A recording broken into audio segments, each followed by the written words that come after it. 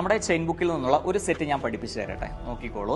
ഗംഗാ നദിയുടെ ഏറ്റവും വലിയ പോഷക നദി യമുന നദീതീരത്ത് സ്ഥിതി ചെയ്യുന്ന ചരിത്ര സ്മാരകം താജ്മഹലിനെ കാലത്തിന്റെ കവിൾത്തടത്തിലെ കണ്ണുനീർത്തുള്ളി എന്ന് വിശേഷിപ്പിച്ചത് ടാഗോറിന്റെ ഒരു കൃതിയാണ് പോസ്റ്റ് ഓഫീസ് എല്ലാ ഗ്രാമങ്ങളിലും സ്ഥാപിച്ച ആദ്യ സംസ്ഥാനം ഗോവയിലാണ് ഇന്ത്യയിൽ ഏറ്റവും കുറവ് ജില്ലകളുള്ളത്. ഇന്ത്യയിൽ ഏറ്റവും കൂടുതൽ ജില്ലകളുള്ള സംസ്ഥാനം ഉത്തർപ്രദേശിലാണ് ഇന്ത്യയിൽ ആദ്യമായി വികലാംഗ യൂണിവേഴ്സിറ്റി ആരംഭിച്ചത്.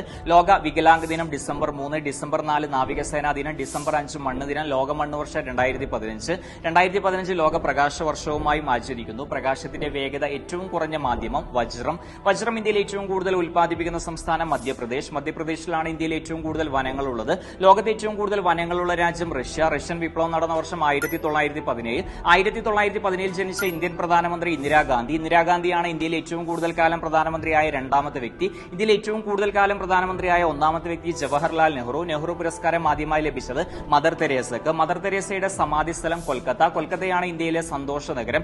ലോക സന്തോഷ ദിനം മാർച്ച് 20. ഈ രീതിയിലാണ് നമ്മുടെ ചെയിൻ ബുക്കിൽ ഒരു സെറ്റാക്കി വെച്ചിട്ടുള്ളത്. അപ്പൊ ഞാൻ പറയുന്ന പോലെ ഒന്ന് പറയാൻ ശ്രമിച്ചു നോക്കൂ.